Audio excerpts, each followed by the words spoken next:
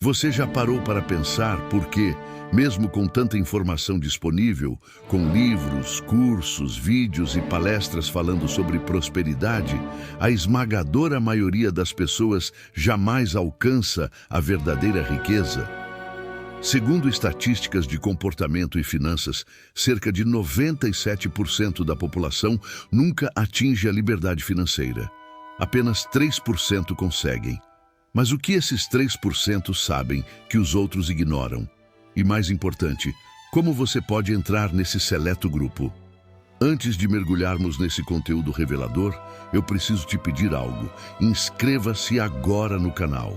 Não é apenas mais um clique, é um compromisso com a sua transformação. Aqui você vai encontrar as chaves práticas e mentais para reprogramar sua mente, dominar os princípios de Napoleon Hill e transformar ideias em riqueza real. E se você não se inscrever, corre o risco de deixar essas ideias passarem despercebidas, como areia escorrendo por entre os dedos. Agora, respire fundo. Mantenha a mente aberta e venha comigo descobrir a resposta que Napoleon Hill daria a essa pergunta crucial. Imagine a cena. Um auditório lotado, cadeiras ocupadas por pessoas de todas as idades e profissões, todas com um olhar ansioso, aguardando uma resposta. Um homem se levanta, olha para Hill e pergunta: por quê? Mesmo seguindo parte dos conselhos, a maioria nunca enriquece? Hill sorri levemente e começa a falar sobre algo que poucos querem ouvir. Não é a informação que falta, é a aplicação consistente, combinada com uma mentalidade inabalável e objetivos claros. Ele explica que 97% das pessoas estão presas num ciclo de pensamentos repetitivos, carregados de medo, dúvida e procrastinação. A primeira barreira é interna, invisível, mas poderosa. O problema não está nos obstáculos externos, crises, falta de oportunidades ou economia, mas na forma como a pessoa reage a eles. Enquanto os 3% olham para um problema e perguntam: como posso transformar isso em vantagem? Os 97% se limitam a reclamar ou esperar que algo mude sozinho. Hill cita que o maior inimigo do progresso é a ausência de um propósito definido. A maioria vive como um barco à deriva, seguindo a maré, sem um destino claro. Sem propósito, qualquer vento é contrário, qualquer desafio é insuperável. E é aí que entra o primeiro princípio: clareza absoluta de objetivo.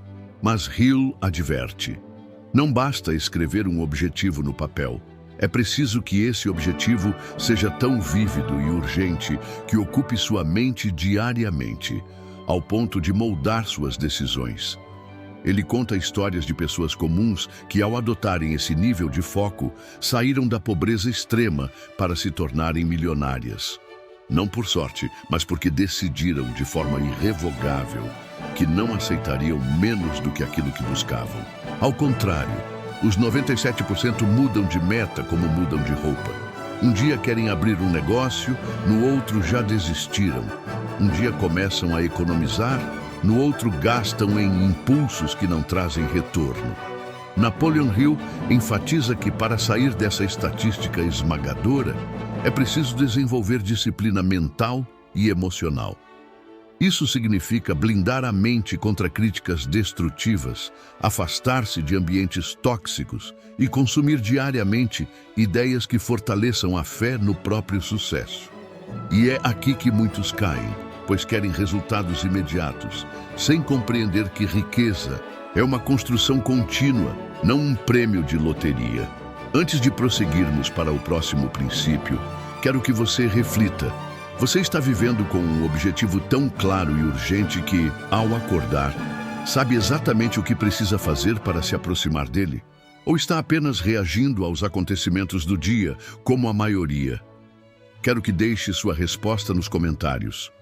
Você já viveu ou vive hoje algo assim?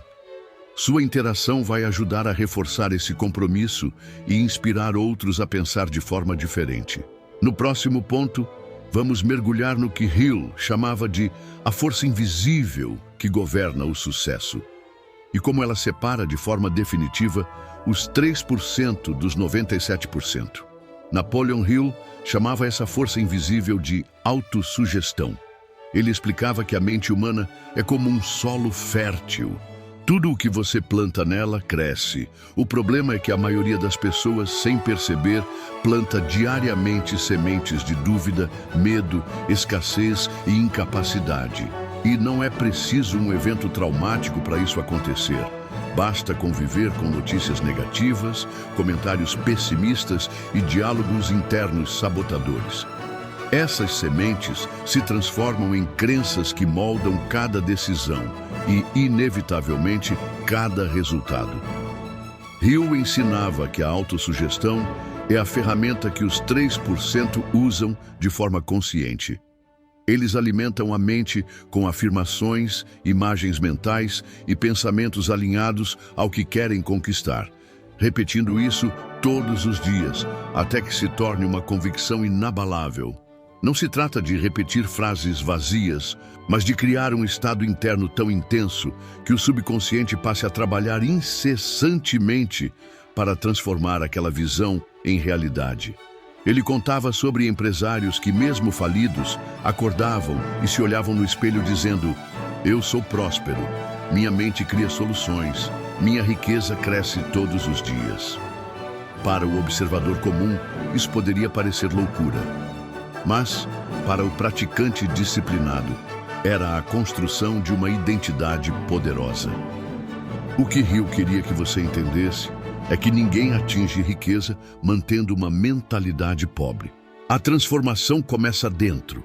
É por isso que, mesmo com oportunidades iguais, dois indivíduos têm resultados opostos. Um acredita que pode, o outro não. E o subconsciente, obediente, molda a realidade de acordo com essa crença. Mas há um detalhe que Hill sempre reforçava: a autossugestão exige emoção. Repetir palavras sem sentimento é como plantar sementes num deserto sem água. É preciso sentir a emoção da conquista como se já fosse real. É preciso visualizar-se vivendo o estilo de vida desejado, sentindo o peso das chaves da nova casa na mão, o aroma do carro novo, a sensação de liberdade ao pagar todas as contas sem preocupação. Ele sabia que a maioria dos 97% não pratica isso porque parece trabalho invisível. É mais fácil correr atrás de soluções rápidas do que disciplinar a mente todos os dias. E aqui entra o segundo divisor de águas: persistência no invisível. A riqueza não começa no cofre nem na conta bancária. Ela começa naquilo que você pensa repetidamente quando está sozinho. Essa prática, repetida com intensidade e emoção, reconfigura o cérebro para identificar oportunidades que antes passariam despercebidas.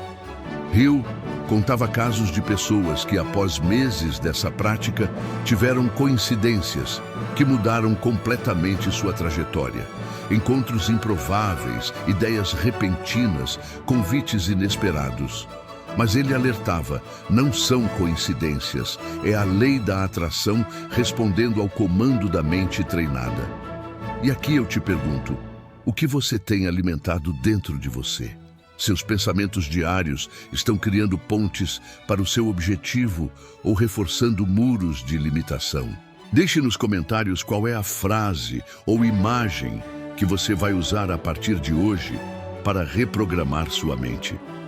Porque no próximo ponto, vamos entrar em um dos princípios mais poderosos de todos. Aquele que, segundo Hill, multiplica exponencialmente a velocidade com que a riqueza chega até você. A construção de uma aliança mental estratégica, ou como ele chamou, o Mastermind. Hill descrevia o Mastermind como a coordenação de conhecimento e esforço, em espírito de harmonia, entre duas ou mais pessoas, para a realização de um propósito definido. Essa não era apenas uma ideia bonita sobre trabalho em equipe. Para ele, era uma lei do sucesso tão infalível quanto a lei da gravidade. Ele dizia que, quando duas ou mais mentes se unem com foco e propósito, uma terceira mente invisível é formada. Um campo de energia, inteligência e criatividade que transcende a capacidade individual. E é exatamente isso que os 3% compreendem e usam. A maioria das pessoas tenta enriquecer sozinha, guardando suas ideias por medo de serem copiadas, ou pior ainda, cercando-se de pessoas que não compartilham da mesma visão e acabam drenando energia e motivação. Hill enfatizava que a escolha de quem estará no seu círculo é uma decisão estratégica. Ele mesmo dedicava horas para se reunir com indivíduos que possuíam conhecimentos, habilidades e contatos que complementavam os dele. Ele sabia que não poderia dominar todas as áreas, mas poderia se associar a quem dominasse. Os 97%, por outro lado, passam tempo demais com pessoas que reforçam seus limites. Mantêm conversas sobre problemas, não sobre soluções. Discutem o passado, não o futuro. E assim, suas ideias morrem na mesma mesa de bar onde foram concebidas. Os 3% entendem que cada encontro com a pessoa certa pode economizar anos de tentativa e erro. Hill contava a história de um empreendedor que sozinho não conseguia sair das dívidas, mas ao formar uma aliança com 2 amigos, um especialista em vendas e outro em finanças, multiplicou seu faturamento em menos de 1 ano. Eles se reuniam semanalmente, analisavam resultados, corrigiam estratégias e mantinham um ao outro motivado. Essa sinergia é o que Hill chamava de a energia invisível que move montanhas. Mas existe um detalhe crucial. O mastermind só funciona em espírito de harmonia. Se há inveja, competição desleal ou desconfiança, o campo de energia se rompe. Por isso, ele aconselhava a escolher aliados não apenas pela habilidade técnica, mas pelo alinhamento de valores e propósito. Ele ainda alertava: nem todos vão merecer estar no seu círculo e está tudo bem afastar-se de quem não contribui para a sua visão. Essa decisão, embora dolorosa, é libertadora. E é aqui que muitos falham. Querem agradar a todos e acabam carregando peso morto no barco. Pense no seu círculo atual. Existem pessoas que aceleram sua caminhada? Ou você está remando sozinho contra a maré? Deixe nos comentários se você já participou ou gostaria de participar de um verdadeiro mastermind. Quero saber quantos aqui estão dispostos a mudar radicalmente seu ambiente. No próximo princípio, vamos falar sobre algo que Hill considerava o combustível de todos os outros fatores: o desejo ardente. E porque sem ele, até as melhores estratégias se tornam inúteis. Napoleon Hill dizia que todo sucesso começa com um desejo ardente e não com um simples gostar de algo. Ele afirmava: desejo é o ponto de partida de toda conquista, não um simples sonho ou esperança, mas uma pulsação profunda que não aceita desculpas nem recuos. O que separa os 3% dos 97% é justamente a intensidade desse desejo. Os 97% dizem que querem ser ricos, mas esse desejo se dissolve diante da primeira dificuldade. Já os 3% tratam seu objetivo como uma questão de vida ou morte, como se não houvesse outra alternativa além de alcançá-lo. Hill explicava que esse desejo não nasce por acaso. Ele é cultivado, alimentado dia após dia, com imagens claras, razões fortes e compromissos firmes. Ele dizia que a maioria das pessoas perde a batalha porque entra nela sem fogo interno. Elas querem mudar de vida, mas continuam mantendo os mesmos hábitos, convivendo com as mesmas influências e aceitando desculpas antigas.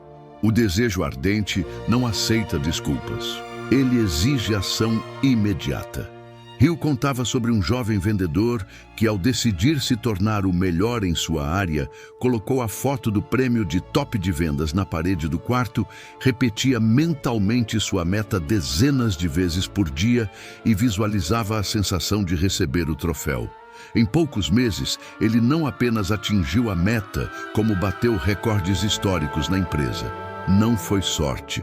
Foi a combinação de um desejo tão intenso que o obrigava a agir diariamente, sem espaço para procrastinação. Os 97% adiam, esperando o momento certo que nunca chega. Os 3% criam o momento, mesmo quando as condições parecem desfavoráveis. Hill dizia: a diferença entre vencer e perder está na decisão de continuar, mesmo quando todos os sinais dizem para parar. O desejo ardente também serve como combustível para superar as inevitáveis derrotas temporárias. E aqui está outro ponto onde muitos falham. Ao primeiro fracasso, interpretam como sinal de que não devem continuar. Os 3% veem o fracasso como feedback, como parte do processo de refinamento. É nesse momento que o desejo se prova verdadeiro, quando, mesmo diante do cansaço, da crítica e da incerteza, a pessoa escolhe seguir. Hill usava uma metáfora poderosa. O desejo ardente é como um fogo que precisa ser constantemente alimentado. Se você deixar de colocar lenha, ele se apaga. Essa lenha são as razões pelas quais você quer alcançar seu objetivo, sua família, seu legado, sua liberdade, seu propósito maior. Quanto mais razões, mais forte o fogo. Quero que você pense agora: qual é a sua lenha? Quais são as razões que farão você continuar quando tudo parecer desmoronar? Escreva nos comentários, porque declarar publicamente reforça o compromisso e ajuda outros a refletirem sobre suas próprias razões. No próximo ponto, vamos falar sobre o elemento que conecta todos esses princípios e torna possível transformar desejo em realidade. O plano de ação definido e por que ele é o elo que falta para os 97% que nunca chegam lá. Hill afirmava com firmeza: desejo sem plano é apenas fantasia. Ele via com clareza que um dos grandes erros dos 97% era acreditar que apenas sonhar ou pensar positivamente era suficiente. Não é. O desejo ardente é o combustível, mas o plano definido é o volante. É ele que direciona o veículo da realização. Sem plano, o desejo se perde, se dispersa e enfraquece.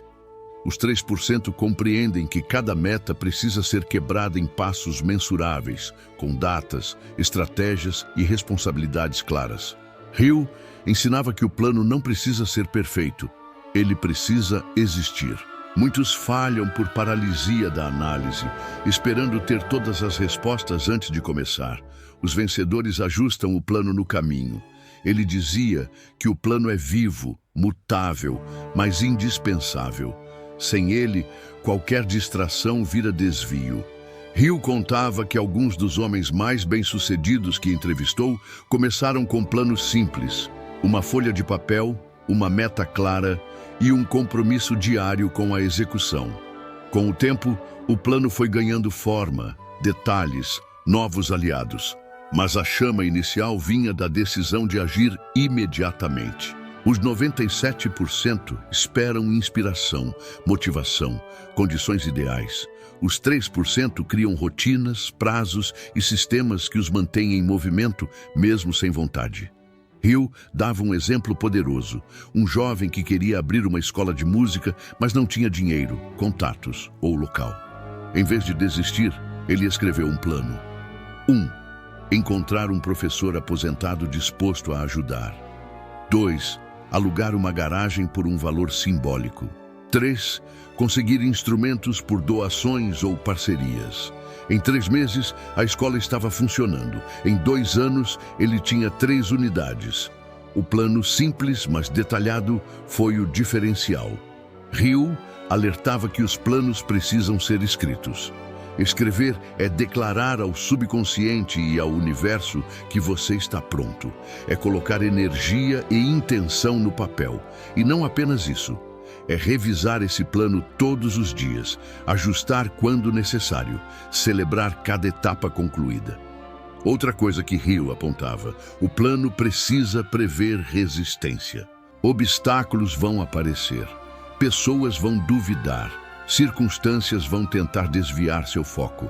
Por isso, o plano precisa incluir estratégias de blindagem emocional, frases de reforço, hábitos diários, ancoragens de fé. E se você pensa que isso é exagero, basta observar a rotina dos 3%.